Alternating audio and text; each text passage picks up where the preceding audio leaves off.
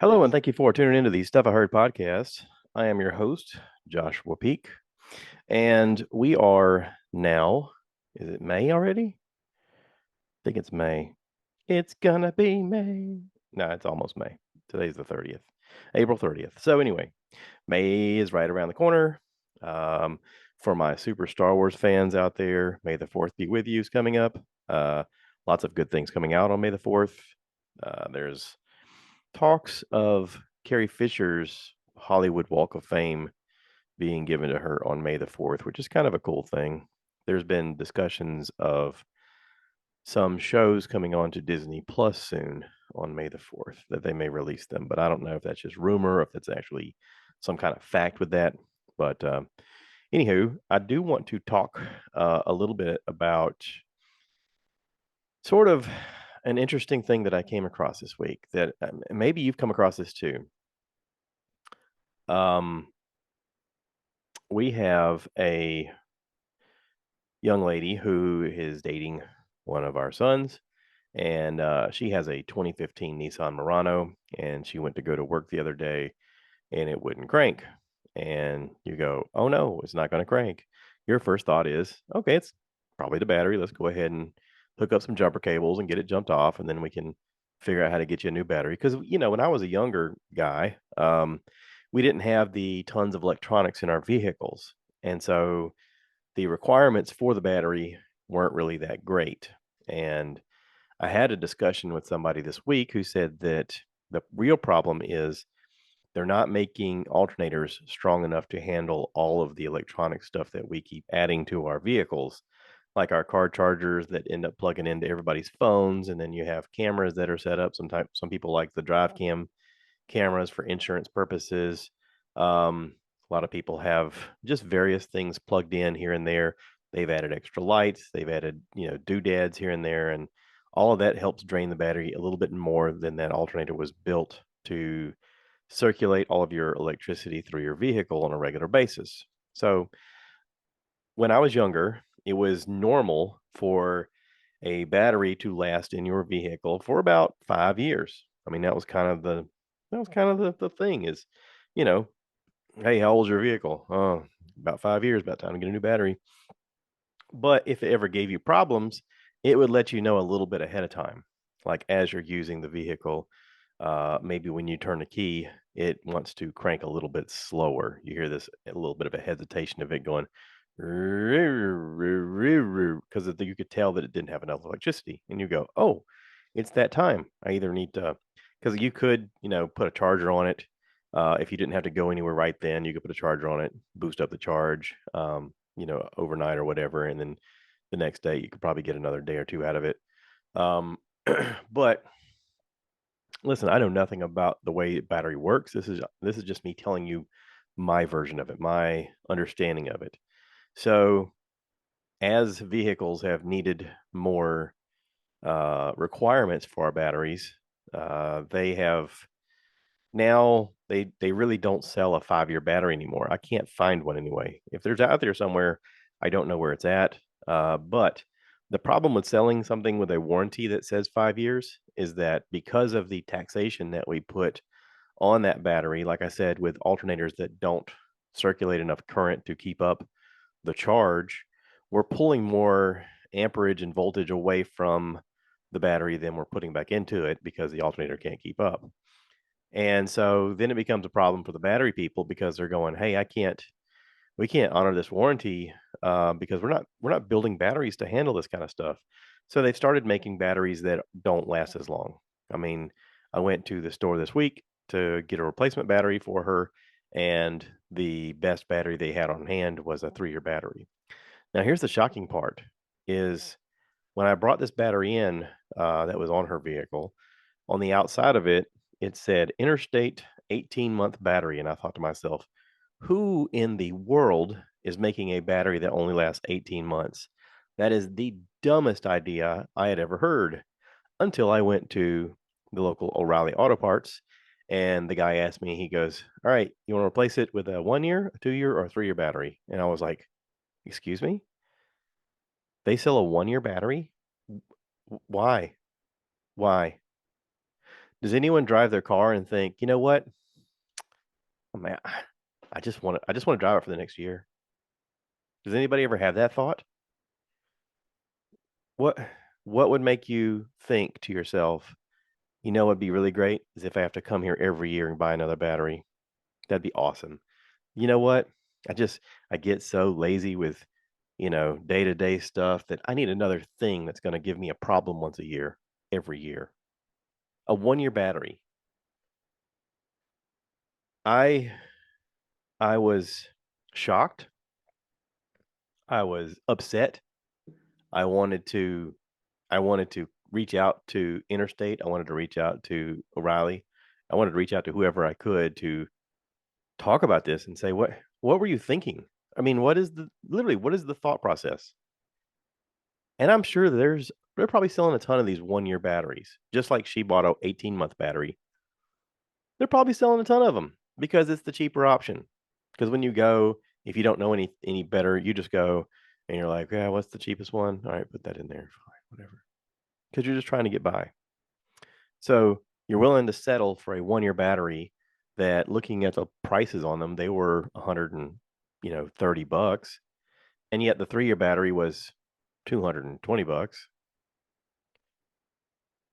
So let's talk about that 3-year plan. 130 times 3, that's what? Close to $400 that you could have got a 3-year battery for 229, 230 after tax. Are we just Here's my question, I guess. Are we just banking on the thought and the realization that people are so short-sighted, they're willing to spend money foolishly like this all the time? Because obviously that's the case. Um, I don't know. I don't know if I'm more upset over the people that are doing this, purchasing these things and justifying these companies from making these one-year batteries, or if I'm upset at the battery people themselves from making these batteries, or the fact that no one is talking about the fact that they should just upgrade their alternator possibly to get more life out of their system. I mean, listen, I know we live in a click and point society where we have a problem, we want to fix it, we want a knee jerk reaction, we want to be able to just go, this takes care of it. Ta da, now it's done. I can click this button on Amazon and ta da, it shows up in my door. I can I can eat this meal, and if I put it in the microwave, ta da, now I can eat. I'm on the way home. I got a lot to do. I'll just order online. It'll be delivered to the house. Ta da, here's my food. Yeah, okay, that's great and all. But also, like, if we're using our cars on a daily basis to do things, to me, it's sort of the mentality of like when you're on a plane and they tell you about the oxygen safety, that the mask will come down from the ceiling, and you have to secure the mask on yourself before you go to help other people because you can't help anyone if you're dead, right? Now, I know that's kind of a dramatization of the situation, and there's a lot of people that argue that the oxygen is just there for a false sense of security, blah, blah, blah. Listen, the idea is still the same. You have to take care of yourself before you can help other people.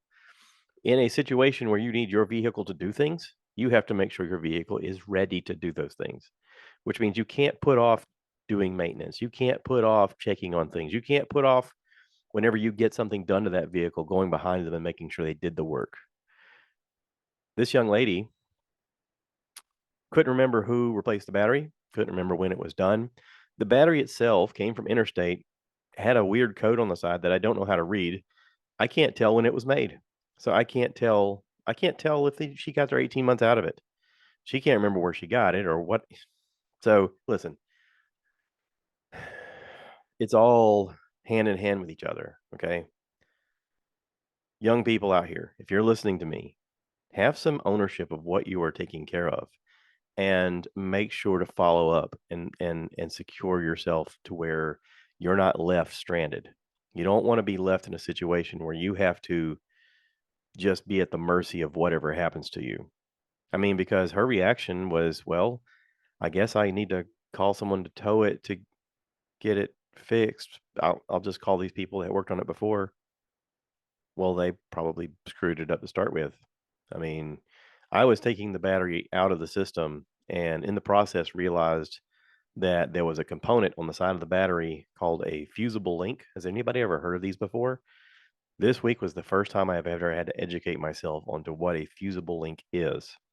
For most new cars that are built nowadays, they have so much electronics built into them that there was a concern that in somewhere in the system, from the battery to the rest of the system, that if you did anything, it could possibly cause a short circuit and it would short circuit out your whole system. So they built this thing that connects on the side of your positive terminal, and it has 3 sets of this one on her 2015 Nissan Murano has 3 sets of wiring harnesses that plug into the bottom.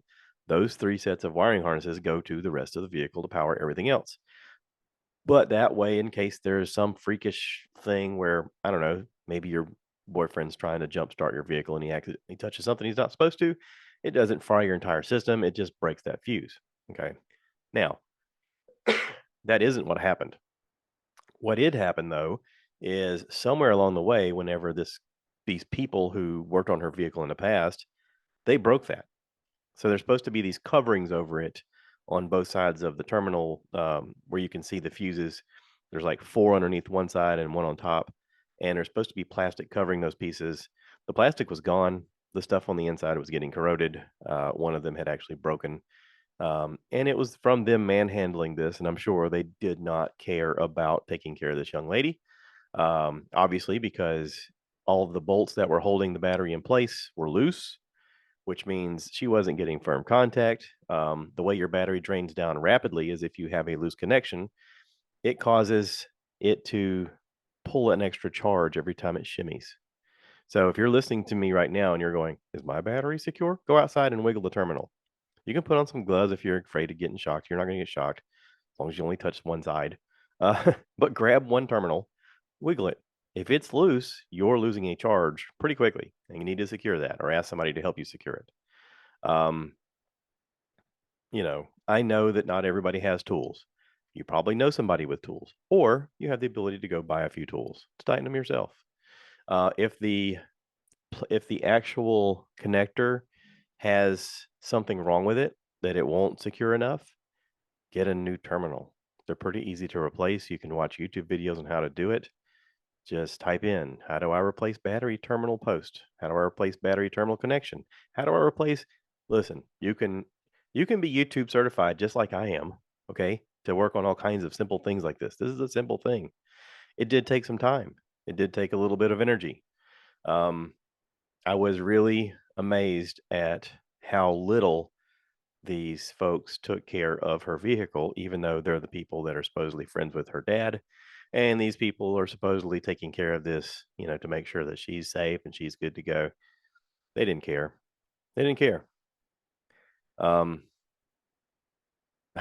I just, I am floored by the lack of thought that went into taking care of someone else's vehicle. Up underneath it, I had dropped a socket, and I had to get down on the ground and crawl underneath it to get a socket, because it did one of those things where you have it in your hand, and all of a sudden it goes bing, bing, bing, bing, bing, and it bounced and hit the ground, and I was like, "Ah, crap." I got on the ground to crawl up underneath it, and on most new cars, you have a plastic skid plate that stops rocks and various debris from being shot up into your engine and hurting the engine, or dust and grime and stuff like that just blowing up in there. You have a series of plastic little things that keep it in place. I call it a skid plate. I don't know what the common term is it now.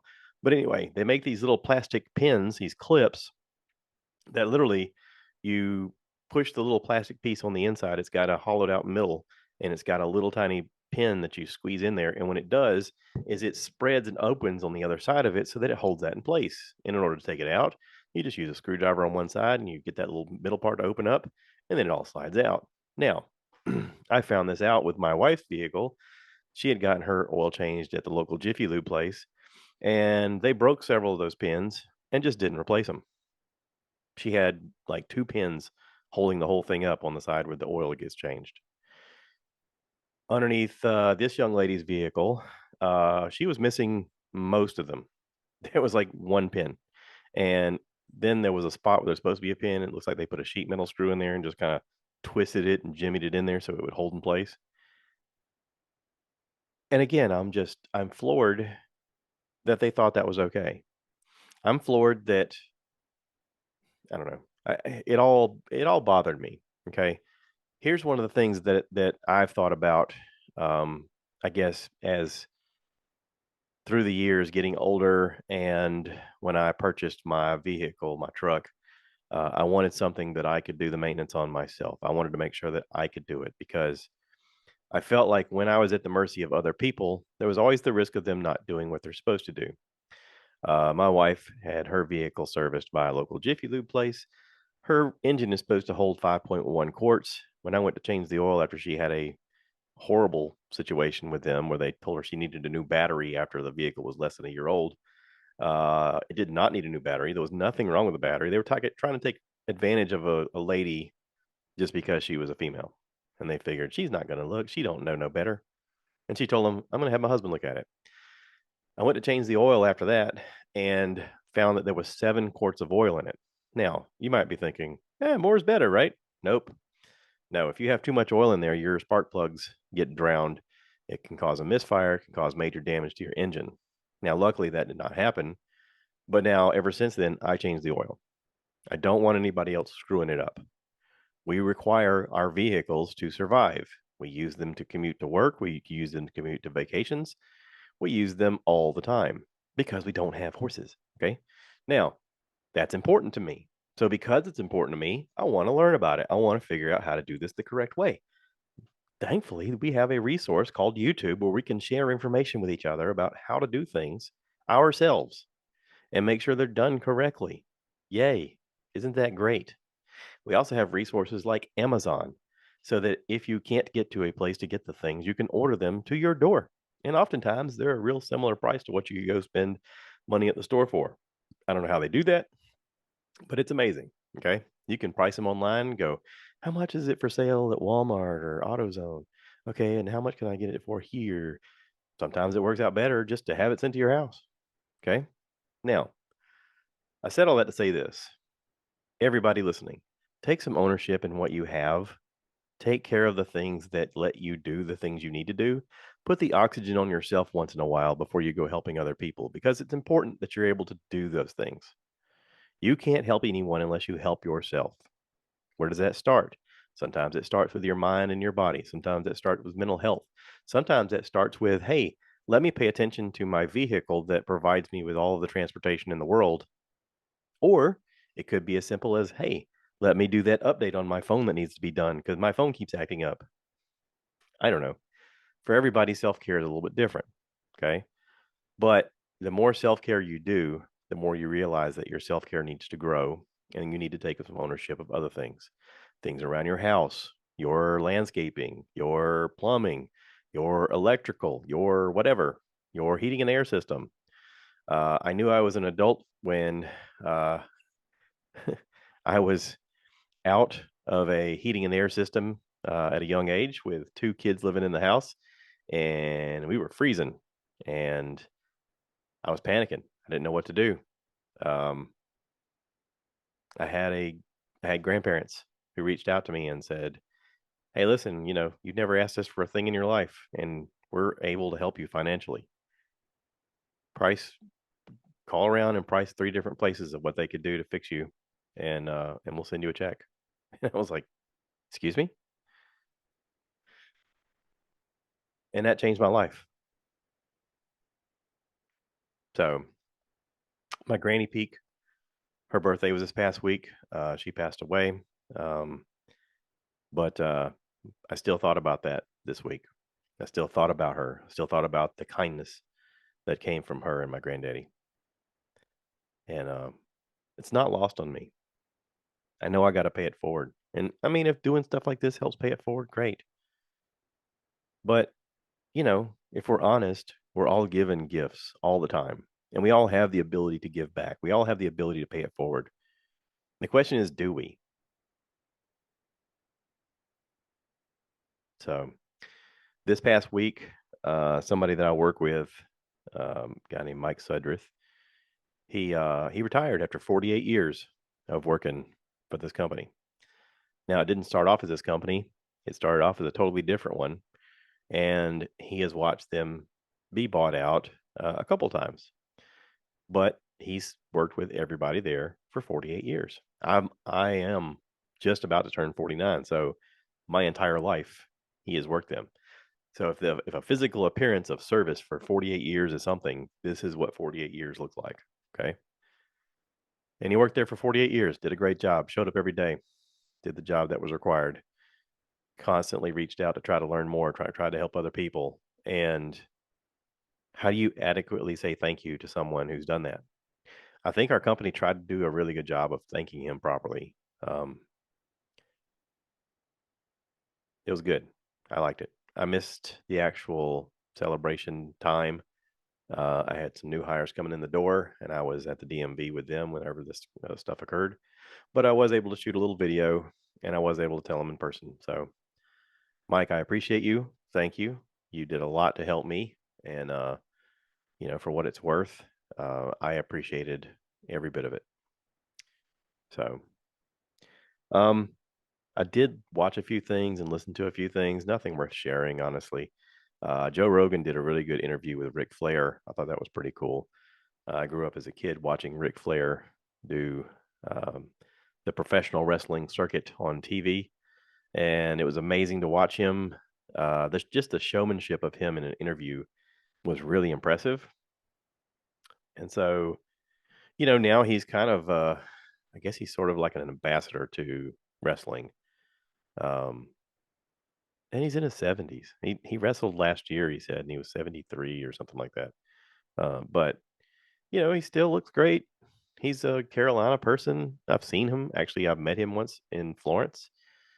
He was done with WrestleMania and was driving home and stopped at a local gas station, and the lady at the front counter was like, "Oh, you're Ric Flair," and he was like, "Yeah, yeah, I am." And she was like, "Can I get an autograph?" He goes, "Can I not this time?" He said, "I just got done wrestling last night. I'm pretty sore." He goes, "But I tell you what, what's your name?" And she told her name. He goes, I'm coming through here in 2 weeks, and just make sure you're here Friday night, and I'll sign whatever you got." He goes, "I just right now I'm really tired." She was like, "Okay, okay, well, great to meet you." And I, I just saw him, and I didn't speak. I thought, he's just a guy. He did his job, and he doesn't need a horde of people being like, "Oh my God, it's you." He was tired. He wanted to go home, like rest. He just got done entertaining people with his body, physically fighting people. And I know that everybody's like, wrestling's fake. Yeah, okay. It is sort of. It is sort of scripted, but it's also very physically taxing to do the things he was doing and to entertain everybody. Think you can entertain anybody? Try it. Try it. I have a podcast. I'm entertaining you right now. Do you know how much energy this takes? No? Okay. The people close to you do. The people close to me do. If you entertain somebody, it takes a certain amount of energy. It takes a certain amount of requirements for your attention. And Ric Flair deserves all the accolades he could get for doing the things that he's done to entertain millions of people. The podcast with Joe is pretty good. I recommend checking it out. Ironically, it's episode 17 or 1974, which is 48 years ago. See how I did that? It's all one big circle. It's all meant to be, baby.